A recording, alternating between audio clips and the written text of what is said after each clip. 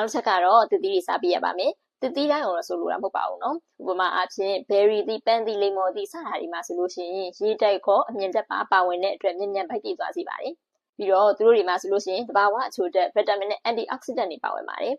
ဒီအသီးတွေရဲ့ flavor နဲ့အနံ့ပါရုံမုန့်တွေစားတာလို့ဆိုလိုတာမဟုတ်ပါဘူးเนาะ။ဘာကြောင့်လဲဆိုတော့အဲ့ဒီအသင်စားမုန့်တွေမှာဆိုလို့ရှိရင်တကြားဓာတ်တွေပါဝင်တာမလို့ဝိတ်တက်စီတာမလို့ပါရှင်။နောက်ထပ်အရေးပါတဲ့အစားအစာတစ်မျိုးကတော့ဒိန်ဆင်ပဲဖြစ်ပါတယ်ရှင်။သူမှာဆိုလို့ရှိရင်အသားဓာတ်ရည်ပြီးတော့ဥကျန်းမာရေးကိုကောင်းမွန်စေတဲ့ probiotic လို့ခေါ်တဲ့ကောင်းမွန်တဲ့ bacteria တွေပါဝင်ပါတယ်ရှင်။သူကကယ်လိုရီကိုလောင်ကျွမ်းစေပြီးတဲ့အခါကျတော့အစာခြေစနစ်ကိုလည်းကောင်းမွန်စေပါတယ်။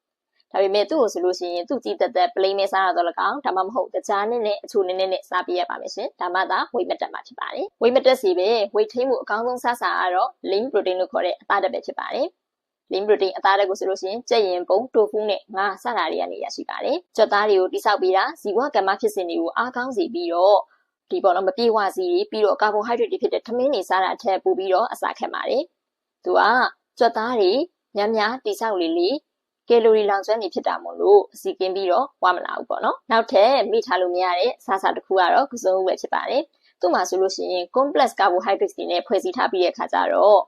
ဒီတခြားထက်ကြတာတွေပြီးတော့ညဘက်ဗိုက်စာတာတွေကိုလည်းဖြစ်အောင်တားဆီးပေးပါသေးတယ်သူမှာကဗီတာမင် A နဲ့ fiber ဓာတ်တွေလည်းပါဝင်ပါသေးတယ်